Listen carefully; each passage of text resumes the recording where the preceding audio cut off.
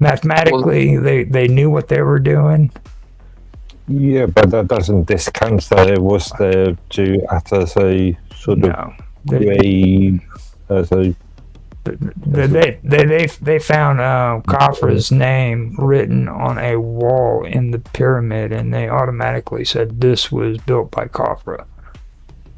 Well, they I know saw this one guy as a very interesting YouTube channel about the Egyptian archaeology, especially the pyramids. And he says, that, they're really good videos. It's called History for Granite, and I advise anyone that might be interested in this. I recommend the channel highly. But he has this really interesting idea that the reason they built the Great Pyramid is basically as a tourist attraction, which is exactly what it is today. They said it was built to get people to come and go, wow, and spend lots of money. And he said that's what the whole thing was. And all the other pyramids after that, they were built, and they got smaller and smaller, but it was just to get people to come to Egypt. Could be. Makes as much sense as anything. It does make sense because, like, how you guys were talking about taxes. That's how they tax their citizens in Egypt. Like, you had to do a certain amount of work per year. Oh yeah. On a work for stuff like the pyramids or whatever else in order to pay your dues to work your land. Oh yeah. They had this idea, they always go on about, well, the pyramids were built by slaves. Like, well, no, they weren't, because these were like the farmers. But on another level, the pharaoh technically owned the entire land of Egypt and all of its inhabitants. So in a certain sense, everybody in the country was the pharaoh's slave. I mean, that theory still goes today with monarchies. I mean, that's why it's His Majesty's Navy and His Majesty's Post Office. It's the personal property of the monarch. I mean, especially after the Hanoverians, they backed off from that a great deal. But if you talk to any of the, those divine right stewards, I'm sure they would be completely behind that. Well, Mark likes to call them specialists. They're specialists. Well, in what sense? That's what you call them. That's why the House of Lords needs to have those. I say what you mean. Yeah. Well, just the feudal, as I understand the feudal theory, which is, I guess, the ultimate basis of the English government or any of the continental governments. The monarch is basically the landlord. You give fealty to the monarch, saying, "I'm holding this land at your pleasure." In other words, you're my lord, my landlord. Is derived from that. And so you would have to pay, rent or tax in the form of usually military service in the old days. There wasn't much money anyway. And of course, we all know that changed. Money became more important. Suddenly the middle class rose up. And now we have the oligarchs today, merchants, basically, that are running the world.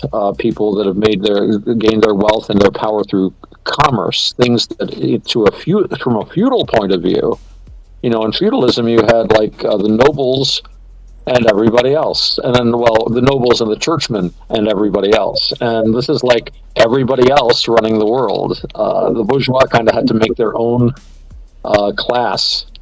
But from a feudal perspective, if you're a millionaire or you've only got like $1 in your pocket, if you ain't noble, you ain't nothing. You're just...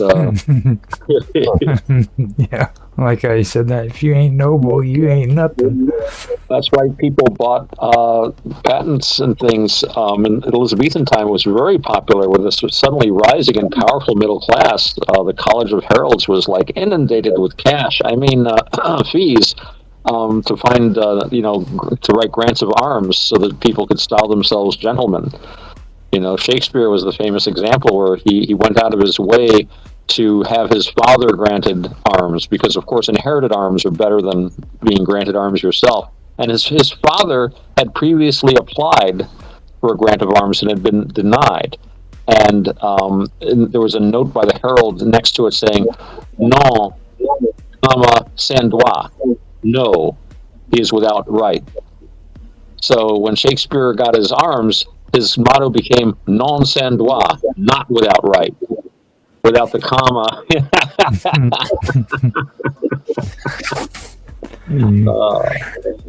Yeah, I noticed on the video that Mark suggested that I watched the other day with the lotus eaters, that they're starting to catch on to a lot of this stuff that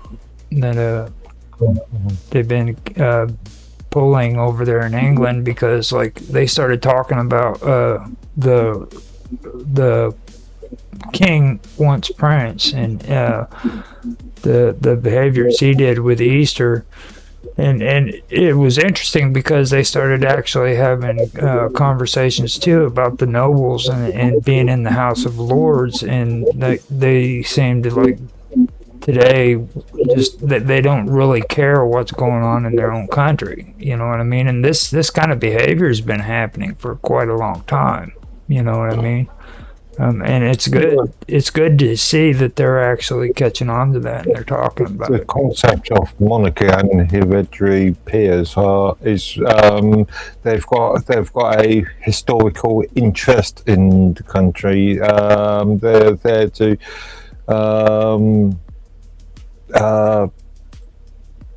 protect the subject. Right, they're not. That's the thing, and they're catching on. You know what I'm saying? That's what I'm saying. It's a good thing that they're catching on, that these people aren't doing that. It's all self-interest, and they only care about themselves. We might have to export the American Revolution back to the mother country. Well, what it is they need President Edworthy. they need to go back. Lord Protector Edworthy. Sorry. They need to realize that Cornwell was right.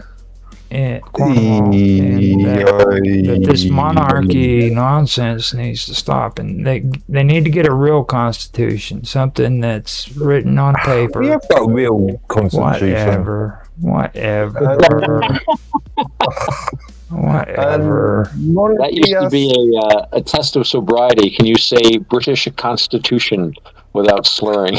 Yeah. Every freaking Irishman failed to, by the way. Yeah, I have an Irish last name, so that's why they moved to the United States, so that they didn't have to say that kind of shit. It is interesting that the average IQ of Irish immigrants is higher than the average IQ of Irish the people that stayed in Ireland. And I keep telling people this, and they don't believe me. I was like, you know what would happen if every Irishman freaking sobered up? They would take over the world, dude. They would. Well, like in what was that in the Family Guy? Did you see that? Yeah. We're about to turn our entire population to pure energy. I was looking at some data not that long ago. You and me, we were talking about IQ levels in throughout the world, and from the data I could find, and I'll use 2 or 3 different sources. So, we Brits have a high IQ of something like 2-3 points on average than North Americans. Oh, I'm not surprised. Not surprised. Just the number of Somalis that they've let into the country has probably brought the average down quite a bit. Right. But it's tough to compare a small, and despite the best efforts of the government, is still a pretty homogenous population to compare them with. The U.S. is so huge. It's really 50 little countries. Actually, I'd be more interested to see like a comparison state by state here in the States. And even county by county. I mean, like the state I'm living in, there are sections that are so different socially and politically. New York City and its environs are, you travel a couple hundred miles up from the city and you've got a completely different outlook. New York State voted, if you look at a map, like 80 or 90% of the state voted red, Republican, conservative. But the centers of, like the urban centers all voted Democrat, blue, like New York City, Albany, which is the state capital, Buffalo. So this works for our governorship too, and I've talked about this before. So basically, 10% of the state elects the governor for 90% of the state simply because they can outvote them. So you've got a whole bunch of people in New York City making laws about upstate, and the way we see it up here is basically upstate is taxed and the money goes into New York, which is basically a big money hole. And the fiscal policies of our wonderful governor has not helped anything. You might have seen some stuff on the news about her pleading with millionaires and businesses to stop leaving the state. I hope to leave as soon as I can get myself together. It's always been a long-term project, but it's become more pressing as just the state. I see a lot of stuff deteriorating around here. And weirdly, even though your phenomenon is fairly recently made, you're sort of copying what's happening and what's been happening in London with Anders Sadiq Khan's leadership on their ship. Well, I've said that too, though. There's just too much shit going on to call it coincidences. You know what I mean? Like, if you compare the stuff happening in not only England but Europe, and then here in the United States and Canada, as well as New Zealand and Australia, you can't tell me that this stuff isn't being like orchestrated by somebody or a group of people or groups of people even. Well, parts of it is, I think, and I've said that before about cupidity and stupidity. You get people going in a certain course and they get rewarded for it. And you've got this whole new set of ideas and reasoning that go perhaps 180 degrees what anyone would have normally thought over the last 1,000 years or something, but it justifies you in doing what you're doing. It's not so bad after all. It's actually a good thing, and you're making millions and millions of dollars. So I think a lot of the time you just have to get the right ideas in place and give them a little push, and that was kind of Yuri Bezmenov was talking about that. You don't really need to orchestrate things so much if you can just kind of set things in motion the right way, and then the money keeps it perpetuating. I mean, you look at the situation in Africa, and we've talked about this, where one of the huge problems they have there, in my opinion, is whenever they try to help Africans, they ship them like shirts and food, and so they can have clothing and something to eat. But every time you see a picture of an African wearing like a Nike t-shirt, it's like, maybe you should be helping them build their own shirt company so they can make their own designs and have their own industry. Don't send them food so much as send them seed, send them tools. And, there are better ways to help people, but they make a fortune off of this foreign aid thing because, it's not free. All that stuff is paid for somewhere down the line. And it's a multi-billion-dollar industry, I'm sure. In the old days, it was million. Now we have to say billion because of inflation. But a multi-billion-dollar industry providing aid that, it might feed someone in the short term, but it exacerbates the problem because if you feed hungry people, you're going to have the same hungry people plus a bunch of new hungry children. They just, again, it actually, I think, makes people more dependent and perpetuates things. Now, I don't know how much thought there was behind that, but once it got going, it's going to be hard to stop. I agree with Rammstein on this topic, though, because they came out with that one song America, and everybody always harasses me because I love that song so much. But they have scenes in their video where they show Buddhist monks eating a cheeseburger and Africans sitting out in the frickin' the plains, and they're frickin' watching a color television. You know what I'm saying? And everybody frickin' wants to be America. It's like they got McDonald's and a Burger King and frickin' the former Soviet Union, you know what I mean? Yeah, they got in Moscow. And it's getting to the point now where subversion is the thing, you know what I mean? And here in the United States, our government is actually freaking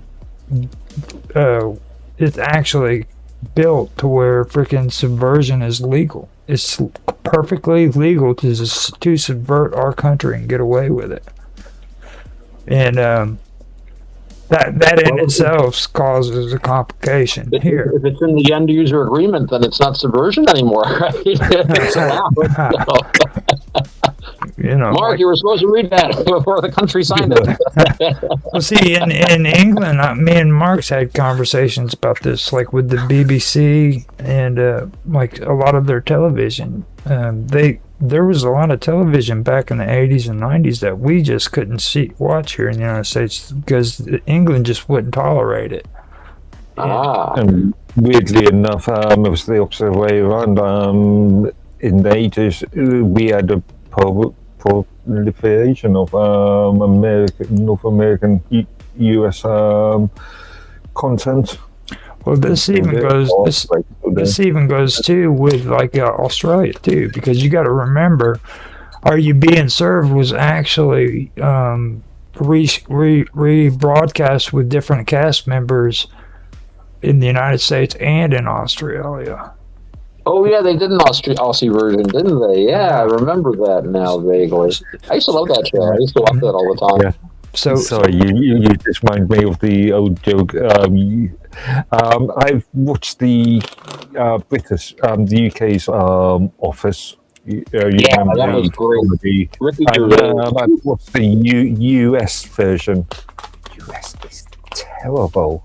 I never watched the US version, but I've seen a few episodes at least. Yeah. When somebody tried to get me to watch the Office, I'm like, I don't know. I don't watch TV much. My buddy's like, you gotta watch it, guys. So I started watching it, and at first, it took me a little while to get into the style of humor, to see what was going on, and just Ricky Gervais's whole Schadenfreude. I mean, just doing the most embarrassing, horrible. I love the one with the office party where they had the new people coming in and he was making all those racist comments. Mm-hmm. And Gareth is talking about the magazines he had. Oh, you should see the magazines I had. It was just hilarious. But the thing about Ricky Gervais, I noticed after that, though, I mean, it's like, and something else he did, he tended to do the same shtick. And I guess he had no formal training. He would just do this embarrassing thing. You just watch him and how cringe can he get? But then he did this show. I don't know if you've seen it. I think it was called Derek was the name of the show. And it was Ricky Gervais as a guy who was like, had mental issues.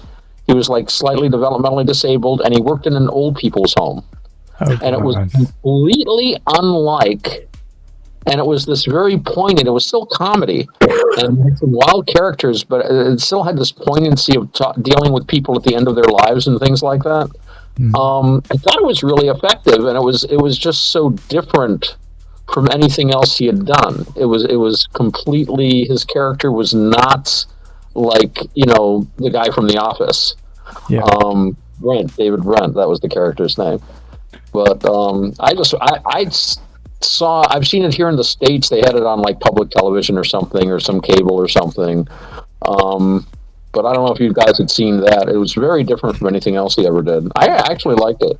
I never seen it, but when you said it, I thought it was going to go a whole different direction from where it went. I just put it to you that way. I was really surprised after you finished talking. Clips. I've seen. Yeah, he's really a sweet. He's like a nice guy. He still has the people doing cringe stuff as part of the comedy, but it's not him. He's like this really sweet, kind of simple guy who kind of misunderstands things but does his best kind of deal. Mm-hmm. And it's like, oh wow, it's just interesting to see somebody you're used to them acting one way. And it's sort of like, remember Kurt Russell? Mm-hmm. He was always comedy, right? He was the computer that wore tennis shoes. Harvey the Love Bug. He was in all those Disney movies. You ever see that movie he did, Captain Ron? Mm-hmm. He was hilarious. Yes. He should have had top billing in that. But then he did that Escape. What was it? Escape from New York. Yeah. And Escape from L.A. And that was kind of a comedy too. But he was segueing into the action roles. And then the next thing you know, he's in that Stargate, where he's just playing a straight tough guy. Yeah. And I remember watching that, and I'm waiting for him to pull a joke or something. I was just like, when's he going to do the funny stuff? I don't think he ever did. No, he segued right into like straight drama. And I think now I guess now he plays just straight, leading men or just, action kind of guys. But it's just so weird to see an actor just go completely from comedy to like drama. A lot of times it's the other way around. You look at like William Shatner. He started off as like a very serious actor, and later on he just took the bit in his mouth when they started making fun of him, and he made fun of himself louder than anyone else. Right. And he's still pretty big. He's on X, and they talk about him all the time. Now, with me, I do have to say one thing about the American Office. That's where I got the whole thing from about the gaydar from. Now, that was a funny episode. And what's his name? The really, he's a really horrible guy with the glasses and funny haircut. Yeah, he would have been the Gareth character.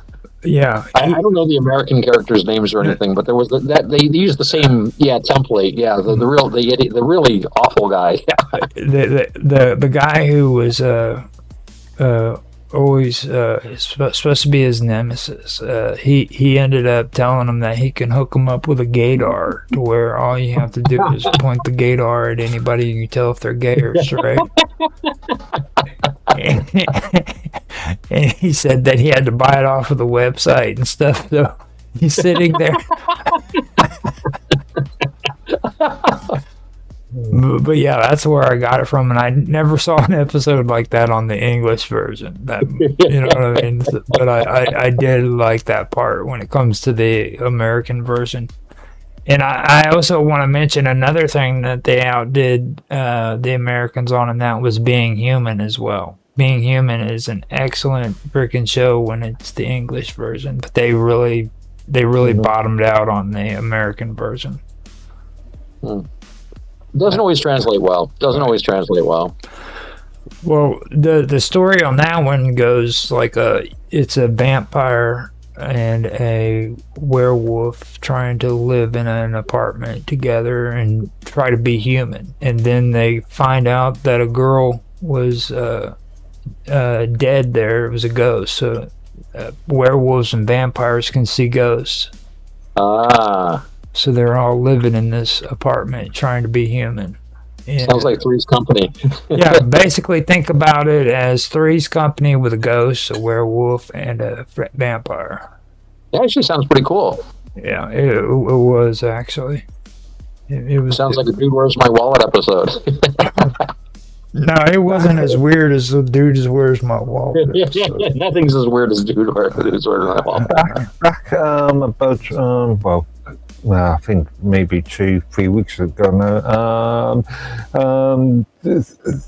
Sky created a new series called UK Saturday Night Live, which is based on the US version. Right. And it was obviously written with North Americans in mind. The comedy didn't work at all. Wow. Yeah, it was the first episode, and I've only seen clips of the first episode, but the first episode, to use a phrase, was absolutely cringe. Oh wow! I can't believe you said like they were making it for a North American audience. When we get canceled, they'll love us in America. You know. Yeah.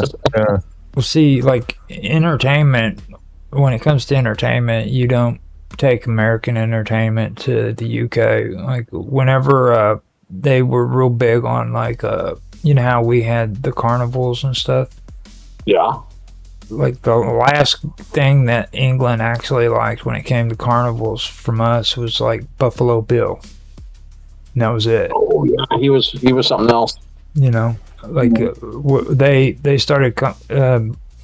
I did research on this when I was figuring out stuff about like freak shows and stuff like that. And here in the United States, everybody loved that stuff. They loved to go in and see like the two-headed mongoloid and the guy who could bend his freaking head behind his back and stuff. But when they tried to take that to Europe, especially in England, England just wouldn't have anything to do with it. No. But isn't the concept of the freak show a European thing anyway? It came from Europe. Well, did it? I think. Like in a certain way, because like I mentioned Mark about like the insane asylums. back in the day, man, whenever they had the insane asylums, they would actually sell tours to people. Oh yeah. It was, and people, visitors from out of town would, be sure to visit the asylum. They would bring crowned heads. Hmm. Probably goes back to in the old days. Like a court, like if you were like the king or the local lord or whatever, you often would, part of it was you would take care of the indigent, and sometimes you would have people who were like mentally disturbed at your court, sometimes as jesters. There's records of, simpletons, the court fool. You had fools who were like professional fools who were expected to actually be kind of witty, but then you had what they called natural fools, or people that were just, mentally ill, developmentally disabled, mentally retarded, or something like that.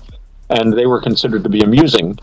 So, you'd come to the court, oh, check out my fool. So, that could be kind of an extension of that. They were kind of an entertainment. Look at this guy, he just, he just sits and fills his pants or whatever.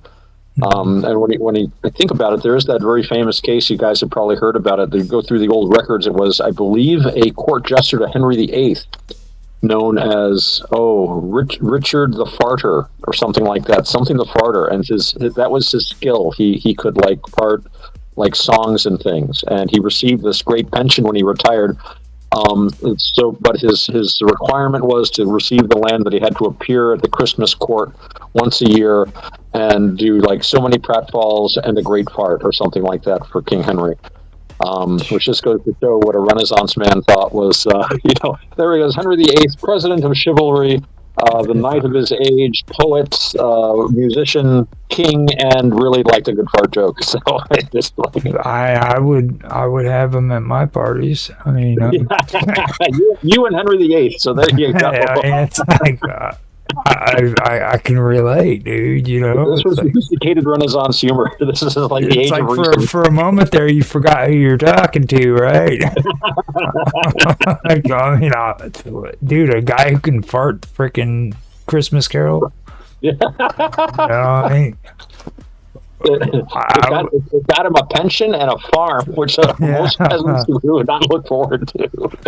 Well, you remember how, and people don't like when I bring this up because it's not politically correct, but you remember how in midgets were when it came to jesters, right? Like, yeah, or little people, as we say now. Right.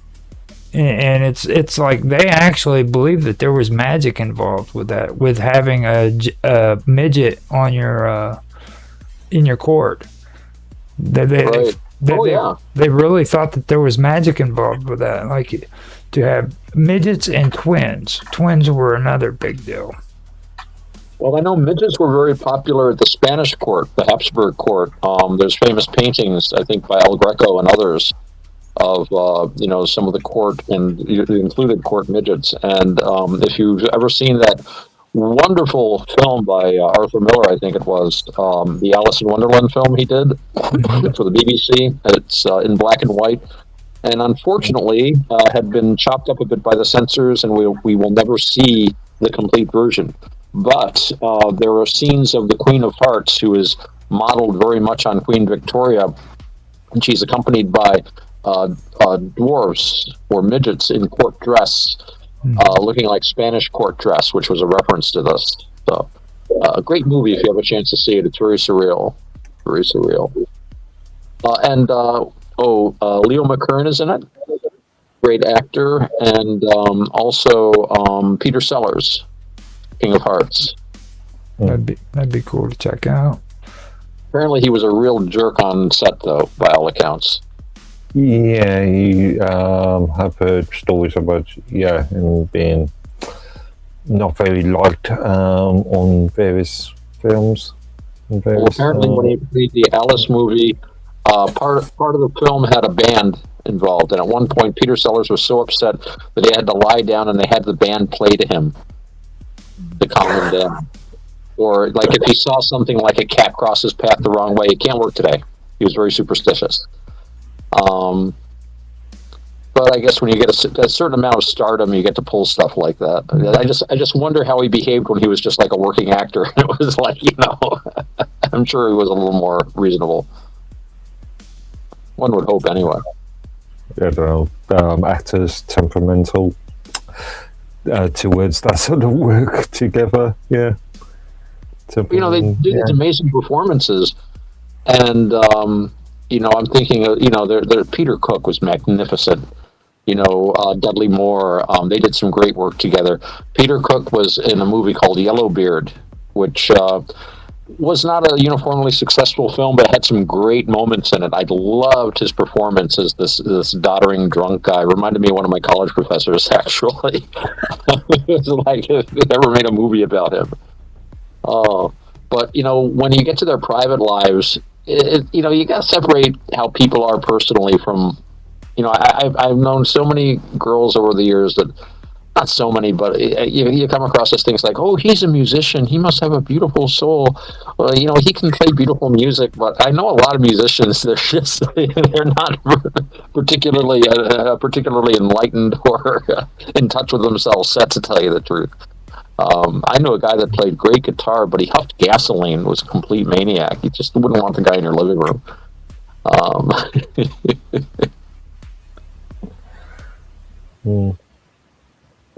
Did Roger disappear? We did have Roger. He's cooking potatoes.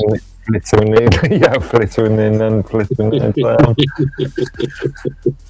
don't know why I bother. It's now dark here, so you can only see me when I light my pipe. Yeah, I noticed. I appear in a periscope. Guess I should get some light back here eventually. I don't know. I got a lot of work to do on this place. Warmed up wonderfully though. It's up to like 70 degrees today, I think. So, 24, 25? Probably. I got a converter. I actually have a converter. Where'd it go? Here we go. Unit converter. Temperature. Degrees Fahrenheit. We'll say 70. That would be 21 degrees centigrade. It's been a bit cold here today, but over the last couple of days, it's been around there. Oh, that's not bad.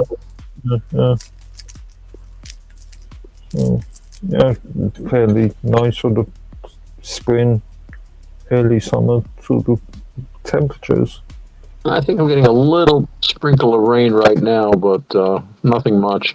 But it now means yard work beckons to rake up leaves, and I don't know if I'm going to get to it this year, but I have at least one tree that needs to come down, and there's another one in the back. More worried about it falling onto a neighbor's house than my house, to tell you the truth. I'm getting bigger trouble for that, but I don't want it falling on my house either. That one corner of the yard, don't have a lot of sun here. I like to keep it like it's a little bit of the woods. But one little section where the sun hits, I covered it up with a tarp to kill all the grass off. So I left that there over the winter, so I might pull that off. I'm thinking of putting in some tomatoes again this year. We have like a few tomatoes and vegetables going. Can't really grow a lot here, but it's kind of fun to have your own food. And so I think I might try that this year. It's kind of fun. That way I can putter in the garden after work. Or better yet, watch my wife putter in the garden as I encourage her with word and gesture. Yeah, you missed one over there, hon.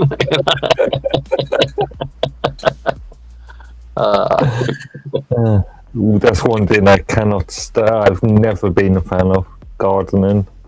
Really? I've never been. Yeah. I guess it's own kind of zen. I mean, I'm not really good at it, but I kind of like putting stuff in the ground and then you kind of see what it's doing. Give it some water. I'm not a really good gardener. I mean, I just kind of it's a little patch. It's not even a garden. It's more like a little patch, and just something to putter around with once in a while. It's kind of neat. And we don't do anything too sophisticated, but yeah, like the last time I did it, I just went to the local greenhouse and you can buy like the tomato plants that are already coming up and dig a few holes, pop them in, and that's really about it. I don't weed too much, or I like to let nature take its course. And I like to get like weird things. I got this one. It was a what was it? An ornamental pepper plant. So the peppers were edible, but they were considered ornamental. They were these tiny little things in all these colors. So I just like walk around the yard, I'd pull one off and just eat it once in a while. It's kind of neat. Oh, I just have a little pepper. They're very mild, you know, you can barely taste them. But I suppose tomatoes and peppers don't really have to do that much work.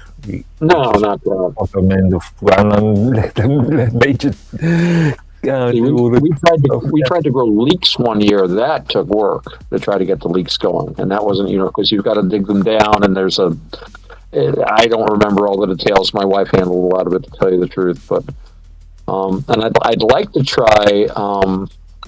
Well, we've never tried carrots, but I wanted to try. What's the word groping for? The white carrots, parsnips. Oh, yeah. I wanted to try parsnips sometime or other. I really like parsnips, but you don't see them in the store a lot. Yeah, it's not a very common thing in the US, isn't it?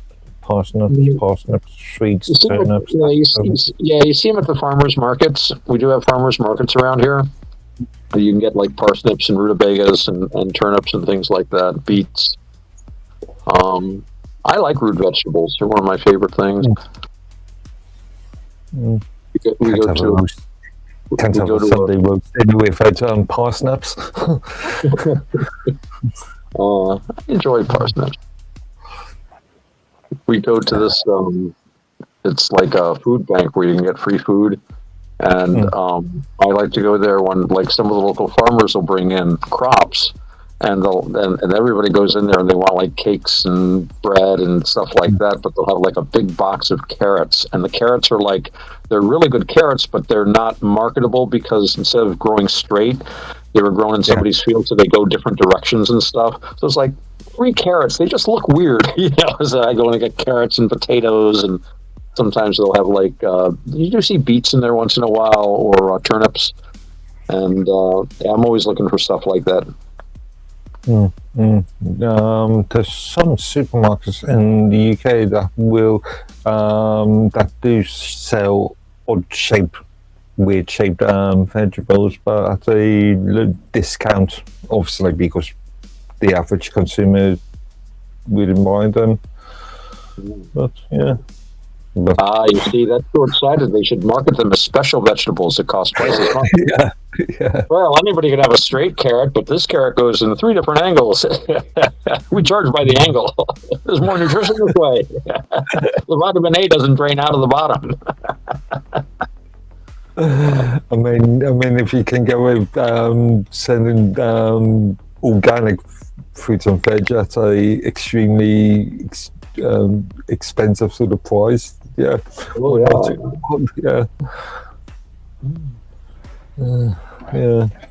Yeah, I had to step away to go get some coffee and smoke a cigarette. Sorry about that, guys. No problem. Robert said that later he'll come in and hang out with us, but first he's got to make hamburgers. Hamburgers are important. Yeah, he decided that he's gonna cook tonight because I made food last night. So, well, that's cool. Fair enough. So, B said that he's not going to be able to make it in tonight because there's issues going on with his partner Roger, and he's got to keep his phone open so that he can get any communications with him. So right. Figured I'd let you know that, and then I wanted to warn you guys that Robert's gonna probably come on. That's hardcore. But he'll have hamburgers, so it'll be all right. I don't know. Robert, after he's eaten hamburgers, isn't really that good of a conversation. You talk about hamburgers or nothing else. You weren't here yet last week when he was on with Mark, were you? No, I don't think so.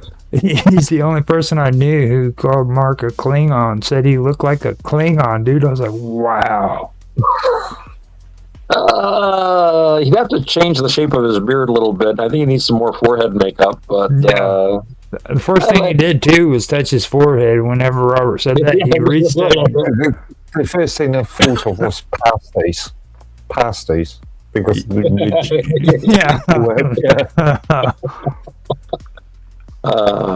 V said he couldn't handle two Hansons on the same stream at the same time.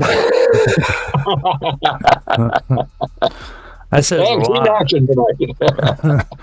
That really says a lot too, because if V can't handle it, frickin', something's up. Well, maybe not. We know something about V. It's like Well, see, even he will not dare. I've tried to do this stream thing with Robert. Okay, but usually before he was always real quiet and he was timid and shy. And he went on last week, dude. He just wouldn't shut up. Wow. I was like, wow, dude, what the heck? He just felt at home. Cool. What did he talk about? I don't even remember. What was it? What's the internet thing we were talking about? Oh, he said something too about there's something going on over there in England. There's always something going on in England. Yeah. No, this is about somebody disappearing or some shit like that. Huh? What? Yeah, he watches a lot of shit on Facebook. So. Oh wow. Yeah. Okay. Like he thinks there's movies that are coming out that's actually AI pictures. I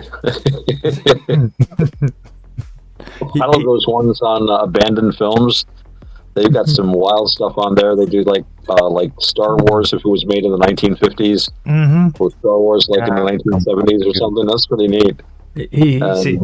He sees that kind of stuff because he can't read, and he sees that stuff and he thinks that they're coming out with those movies. So. I'm supposed to come out with a movie. I made a coming attraction. It reminds me, many years ago, I was out in California. And I was visiting my Buddhist pal at the Buddhist monastery, and they were having the Katina festival. And I took, I don't know how many hours of like movies and dozens of pictures and stuff. And I was going to make a movie about it. And I made a coming attractions for it, but I never finished the movie. Thanks for reminding me. I've got to finish that movie now. I'll tell you who I really want Sonia. I want Sonia to meet Robert. I think she would freaking completely flip out. I think they would both flip out on each other. Wow, that could be cool to do that on the internet and, of course, record everything. Yeah. A live stream to remember. Like, I don't know. I don't know if freaking Sonia could cope with Robert. Can Robert cope with Sonia? Well, nobody could cope with Sonia, dude.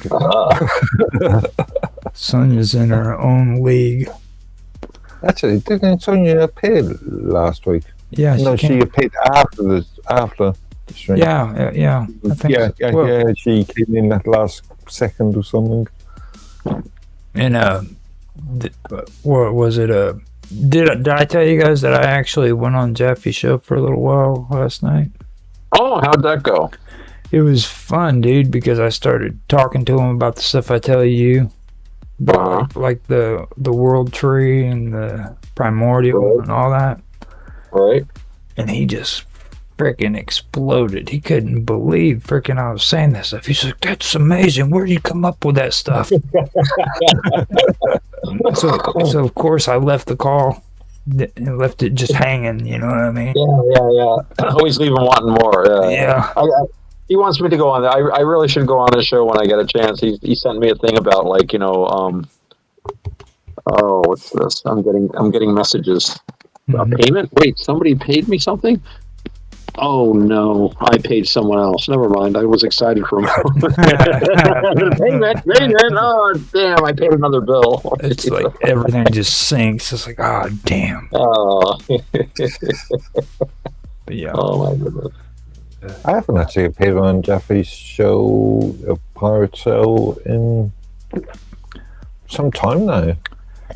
Well, you got to take it. You got to take it with a stride. You know what I mean? Because like for the last, I'd say for the last 6 months, I've been real quiet, not saying nothing on there. Whenever I went on there, because like there's no time to really talk. You know what I mean? It's all Jeffy. And, is he some kind of a Buddhist or something? Yeah, he's Buddhist. Is he one of those mean Buddhists? Well, yeah, yeah. Like, There's been some Buddhist sparks struck over at the Discord there, Rod. I don't know if you noticed or not. I know you're a busy guy, but our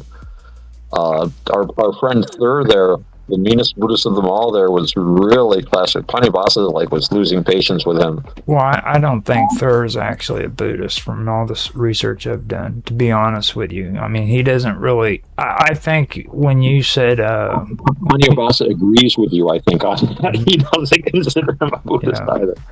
When you said ethno-nationalist, I think that pretty much matches Thur to a T. Like he and also Indo-European. He really talks a lot of Indo-European language. You know? Yeah, he's kind of fashy. A few of those guys can be. Mm-hmm. But yeah, no, he just well, again, I'm not telling tales out of school because it's there publicly in the Discord. But yeah, he's just like, he's a wild man. He is, but not as wild as Jaffe.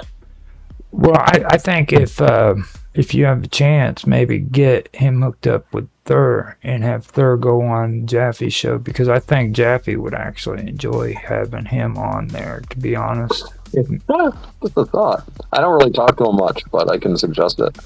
Yeah. Or I could probably suggest it if he wants to go on there. Maybe ask him if he wants to go on Jaffe's show.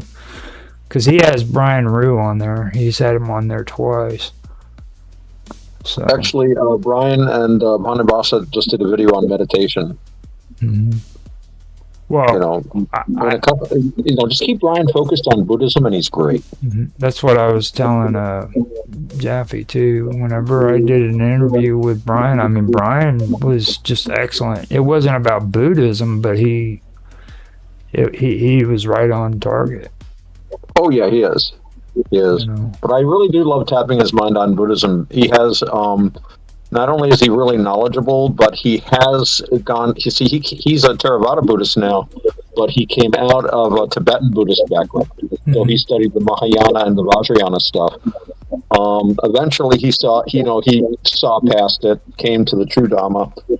But he's very knowledgeable about it, so you can talk to him about it. But he talks about it from a Theravada standpoint, and it's hard to find someone with that wide a knowledge of Buddhism. So he makes for some interesting insights. Well, with me, I mean, the only thing I want to get into is freaking the Naga. You know what I mean? It's like, and he won't talk about the Naga either. He's very. I think it's a superstition among the Buddhists where they just do not want to discuss it because it goes into areas that they don't really want to discuss. You know what I mean? Well, Punadamo did that video there. He did talk about the Nagas some. I think I sent you a link, Roger. Yeah. Where he talked about them. And there was that incident where a Naga wanted to become a monk. And he joined the Sangha, but at night he would turn back into a giant snake, and he scared the other monks, so the Buddha had to say, sorry, no Nagas allowed. And technically, they are animals. They are part of the animal realm, even though they're intelligent and can talk and stuff like that. So that makes it like they're not going to become Buddhas or anything like that or achieve enlightenment, but they can practice if they want to, and in their next lifetime, with any luck, they'll have a human incarnation, and then they'd be able to, from there, attain enlightenment. You could be an animal and be a bodhisattva, though, but you can't be an arhat as an animal. I believe that's the Theravada rules. That's cool. That's the rules. Sorry, Nagas. Silly Nagas. Big Buddhists were humans. They have an interesting role in some of the Mahayana ideas. That's where it gets a little swirly because a lot of the Mahayana stuff doesn't make it, like the Pure Land stuff. It simply doesn't make sense to me. Mm-hmm. Because for me, Buddhism is all about working on yourself. And as another Buddhist friend of mine commenting on this says, if you're a Westerner and you take up Pure Land, it's just basically you just want to call yourself a Buddhist and not do any of the work. not do any of the work on disciplining your mind, not do any of the work of trying to control your emotions, not do any of the work of trying to be happier. Instead, you just say, I always call it gimme Buddha. You just say, please, Amida, I want to be reborn in your lotus land. And then all you got to do is wait till the next lifetime. And bam, you'll be an arhat. No work required. And it's like, what's the point? I mean, you're just as miserable. I mean, for me, Buddhism is something you do in the here and now to change your life. And I would think any religion, if you're a devout Catholic, if you're a devout Buddhist, if you're a devout, Zoroastrian, it's there to fulfill a spiritual need. And my spiritual needs are not satisfied with like, do whatever you want, it's okay. It'll be all right next lifetime. You just did this magic formula. Right. I mean, it's for me personally, it's just not satisfying, and it makes no sense because I'm looking for something that's going to help me change, not something that tells me to stay the same. But I don't know though. People are very strange. Every religion goes into weird curlicues with time. Just goes into these weird side issues and stuff. See, that's why I really think that, like, with me, I don't like really get into the religions, and I think that it's a benefit for me because it piques my curiosity when you talk about them, because it makes me think of Christianity in the term of accepting Jesus into your heart and all's forgiven. All you have to say is, I accept you as my Lord and Savior, and all's good. And there's a lot of Christians who believe that that they don't believe that they have to do any work. It's just you have to accept Jesus as your Lord and Savior, and everything's good. Right, faith versus works. Yeah, well, I don't doubt that you can have an inner transformation like that if you're really letting God into your heart, or Amida Buddha for that matter into your heart. Although I don't really understand the details of the Pure Land doctrine. Mm-hmm. But it seems to me that all through history, religion, it comes from, as I understand it, the word religio. It's Latin. It means binding together. Religion is something that is the community as a whole, creating a spiritual whole and a social whole, and yes, a governmental whole. Again, things we usually separate in the modern world, and that includes helping each other. Right. And the idea of works, I mean, when Henry VIII, dissolved the monasteries, yes, he seized a lot of wealth. Yes, the monasteries owned like a third of the land in England or something like that at the time. Certainly there were abuses. At the same time, these monasteries also were the source of things like hospitals and retirement homes, poor houses, and places where the middle class could retire. They didn't have like pensions, 401ks, but if you were a halfway decent merchant, you could make a nice donation to the local monastery, and you could be a monk in your declining years. You'd have 3 squares a day, probably a decent place to sleep since you were a donor. They provided a lot of the social safety nets that were simply gone. And yes, there was still something of the feudal tradition of caring for the less fortunate.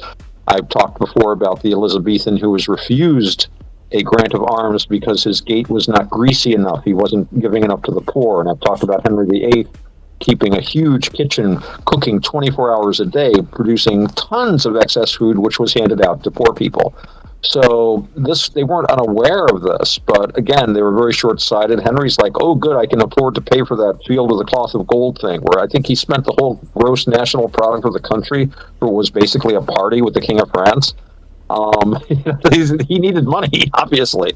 So, we'll take it from these monks, and I can't get a divorce from these guys anyway, so, I'll be head of the church, and I decide I want to keep all the money.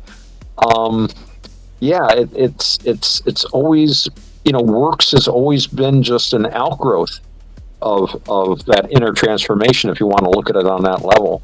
But it's so given to abuse. And, so many people will not have this transformation, the people that pray with their lips and not their heart. But at least if they have the obligation of good works, they're still doing something good, even if it's despite themselves. And from a Buddhist standpoint, when you do these good works, it is good for you. It is merit. In Buddhism, they say you can't take your clothes, you can't take your money, you can't take your possessions, but you can take the goodness you've done. That stays with you. And of course, the badness, we don't talk about that as much. But the Buddha said, when you leave this body and you come to you get to the other body, he says, all the good things you've done will be waiting for you. And they will greet you like family that hasn't seen you in years. They will be so glad, and you'll be so glad to see them.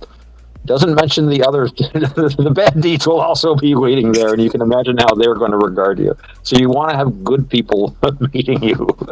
Right. When you mentioned that, and honestly, or while you were talking, the thing that went through my mind was also I forgot the name of it. I can't believe I forgot it, but it's that big cathedral that they have over in India. It's the Taj Mahal? The Taj Mahal. Yes. Yeah. And the story that goes with that, like they made the son of the ruler who actually did the Taj Mahal. They made him out to be a villain.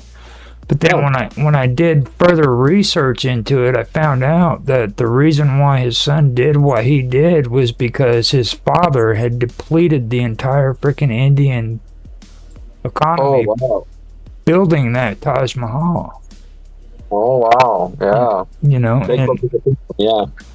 And it actually stood unfinished for almost 100, 150 years before they got it finished. Wow. And now it's like a major tourist attraction. It probably generates so much cash for them now. Mm-hmm. That kind of goes into what you were saying there, you know what I mean? Because he invested everything in his entire country's economy into it. You know? They didn't think in terms of economies like we do. So what if I spend all the money? It's like, well, there's tax more. Like, it's not as easy as that. Wealth isn't money. Wealth is food and land. Eventually, his son had to take power, and he had to be imprisoned, I believe. And for him, he wasn't like put behind bars. He was just like on house arrest. Yeah, guys like that. For the rest of his life. And it was an interesting story, and that's kind of like... In those Eastern families, a lot of the traditionally they would like just kill a lot of the other heirs, like when the Turkish, the Turkish Sultan would have like, dozens of sons sometimes, because he had all these concubines and wives and stuff. And he'd pick, you're going to be the king after me. And then he would start killing his brothers, because any one of them would say, well, I have just as much right. They didn't have primogeniture as such. They just had, it was generational, and it was like whoever was appointed. Mm-hmm. But he had to hang on to it. But they had this other tradition called the cage. And so if they had a troublesome brother or something, or an heir that they didn't want him running around, but they didn't really want to kill him because he could come in handy. So they put him in what they called the cage. And it was this palace that was built inside a palace. And it was like a prison, but it was a beautiful prison. It was like, all these rooms. And of course, he had cooks and every luxury. 4 wives, all of whom had been sterilized. I don't even think how they did that in the Middle Ages. And so he was like provided with everything. But they had this one guy, what is his name? I think it was Ibrahim, who had been basically in the cage like almost all his life. And something happened politically, and he was the heir, so they just took him out. You're the Sultan now. He'd never been outside of the cage, and they gave him the Turkish Empire to run. So he was a little weird, let's just say. You can look him up in the history books, but it's, basically, I was just reminded of this, people that keep their cats indoors all the time. You got a kitten, and they just never let it out of the house. And they get out, and they're just like, they have no idea. They're not spatial. They're basically insane. Mm-hmm. They're basically insane. A cat that's never been out, it's like if you took a human and just kept them in a box for like the first 20 years of their life. And that's what happened to this guy. He was just... what a system. I really believe that a lot of that is, what I mentioned with Thur is Indo-European, because like if you take a look at it, Russia was notorious for killing off, the czars would kill off their relatives so that they... Oh, yeah. They were horrible about that stuff. Oh, yeah, yeah. And then I kind of see, like, that actually kind of leans into a lot of what the conspiracists are saying about Japan as well. Japan. When you look at Japan and the freaking, what was that, the royal... the imperial family, the imperial city. It's right. Oh. It's actually isolated, and nobody can go within it. Do you mean China? No, Or the that's Forbidden City. the Forbidden Forbidden City in Japan. Oh, China. yeah. Isn't that in Oh, China? okay. Isn't that in It's, No, it's, China. it's, that's, it's is in that, China. yeah, China. Yes. Yeah, yeah.